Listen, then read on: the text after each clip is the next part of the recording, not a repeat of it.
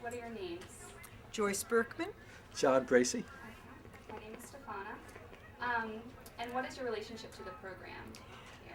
I'm one of the founders of Women's Studies. I taught the first courses in U.S. women's history and in U.S. actually not only U.S. women's history but English women's history and European women's history in the early 70s, and helped establish a line in history, not only for myself, but lines that developed for others to teach women in other parts of the world, and then also others doing women's history of the United States.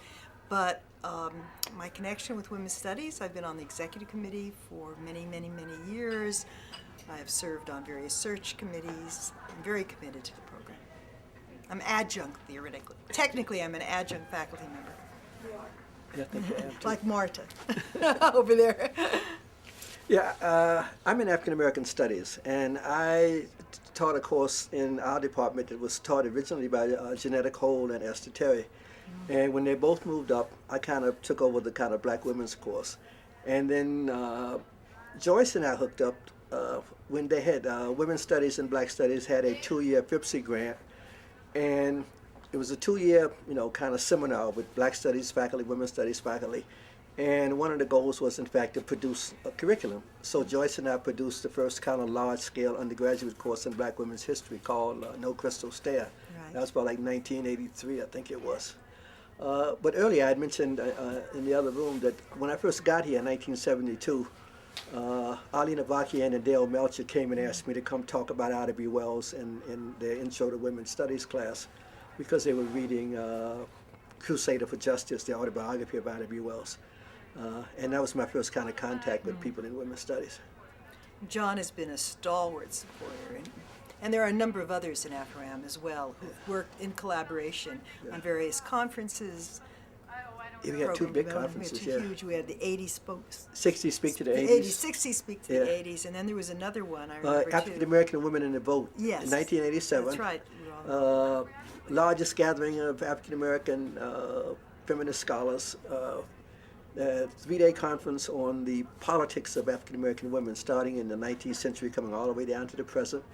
And the proceedings were published by UMass Press, a book called African American Women in the Vote, which actually won a prize. The Association of Black Women Historians gave it a prize the year it came out in 1997 as the best collection that came out, of essays that came out that year. We're kind of proud of that too. So do you all have a favorite memory from or while you were working closely or still working with the program? Oh goodness, that's hard because there's so many memories. Yeah. We would have needed advanced prep on that. My memories have to do with students. I've had so many remarkable women's studies students who've been exploring science and history questions, social history questions, have gone on to important careers. So I think most of my memories are with students. Yeah, my most striking memory is a women's studies student came into my office to get Melinda Chateau. Yes, Mindy Chateau. Chateau, And Chateau said she was working on women in the Brotherhood of Sleeping Car Porters. And, she's tall, blonde, blue-eyed and all. I'm saying, yeah, right. And she's absolutely brilliant. She published a book on women in the sleeping car porters, and now she's doing kind of history of black sexuality. She's on the faculty in Black Studies at the University of Maryland in College Park. And over the years, I've had people just show up because Arlene or other people in women's studies has sent them to me to be on their master's theses committees and so forth. And I've been pleasantly surprised at the sincere interest in the topic. It wasn't people just doing something on a lark. I mean, a deep kind of commitment to studying the African American experience. And it wasn't their major, but it's always been a pleasant surprise to have students like that come out of women's studies. And I just want to add two other dimensions to all of this that I think is important. One is that we are supported in a 5-college system here. From early on, the other campuses also developed women's studies and feminist studies programs, and we all supported each other so that if a faculty member was coming up for tenure and it was an iffy issue, then faculty even from the other campuses would meet together and try to give support, so that there is this matrix of campuses that contributed to the strength of our program. The other is that our program spawned so many kinds of undertakings, and the Valley Women's History Collaborative, which I launched with some others, has been has been an outcome of the kind of energy that a program like UMass's Women's Studies enables and inspires. Yeah, and also unlike a lot of other campuses, in fact most other campuses, there was never any friction between African American studies and women's studies. We always collaborated. We always had each other's back. We've had some administrators that have tried to divide us by saying, if African American studies has the positions we like to give to women's studies, what do you think about that? He says, no. Women's studies, we support what they want, they support what we get. And we've avoided the kind of fratricidal kind of fights that happen on other campuses where you get a tension between interdisciplinary programs where you're fighting for scarce resources. We support each other's efforts to expand all of our resources. So we support the hiring of black women in women's studies, whether they're in our department or not. Our students, take, our courses meet the requirement in women's studies. We get a lot of women's studies majors and minors in our classes. Women's studies here require students to take a course outside of the Euro-American, experience, and requires that they do work with women of color. Yeah. Outside and inside. Yeah. So what do you think of the new name of Women, Gender, and Sexuality Studies, going from when it was just Women's Studies? New name? New name. I understand the reasons for it, and I'm not. I have ambivalent feelings, frankly, because if you're going to unpack the term further, I would have liked to have seen then race and ethnicity and nationality, and I'm not sure why women, gender, and sexuality is encompassing of all these other identifications, granted the fluidity of identity and everything else that was spoken about earlier.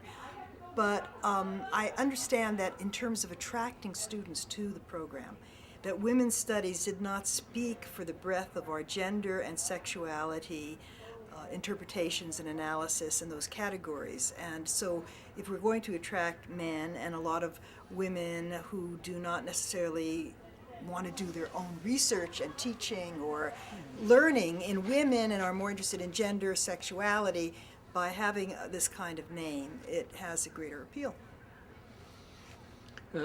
My position is the same. Women's studies is autonomous. They can name themselves whatever they're happy with. We name ourselves what we name ourselves. They name themselves what they name themselves. So I think you touched on this a little bit, but what are your hopes for the future of the program, or where would you like to see the program go? Well, I would like to see it sturdily supported. I'd like to see about 3 or 4 more faculty members. I'd like to see actually a established institutionalized master's and doctoral degree program. We have an advanced certificate we have a certificate in advanced feminist studies. It's fine, but I think we can offer more, and I would like to see that as a 5-college, not just a UMass founded kind of interdisciplinary advanced degrees in feminist studies. I'd like to see a master's and a doctorate that's 5-college in women, gender, and sexuality studies. Yeah, I think as the university is transforming the undergraduate curriculum and the graduate curriculums now, I think it makes perfect sense to expand interdisciplinary programs like African American Studies and Women's Studies, because I think that's the way the future is. I think the putting together, sequences of courses, certificate programs and so forth is the kind of wave of the future for the undergraduate curriculum and the graduate curriculum. I think the traditional boundaries have been shown to be not quite adequate to get people, ready to go out into the world. And so I think people should recognize that we're at the front of the academy, not at the back of the academy, and that resources ought to, keep us at the front rather than see it as an add-on and so forth. And I think we are a case study, a poster child in interdisciplinarity, which is now the choice term that administrators are using here and elsewhere. Yeah, we've been doing it for like 40 years. That's right. Yeah. Great. Well, thank you very much. Yeah. Thank you. Glad to be. Yeah.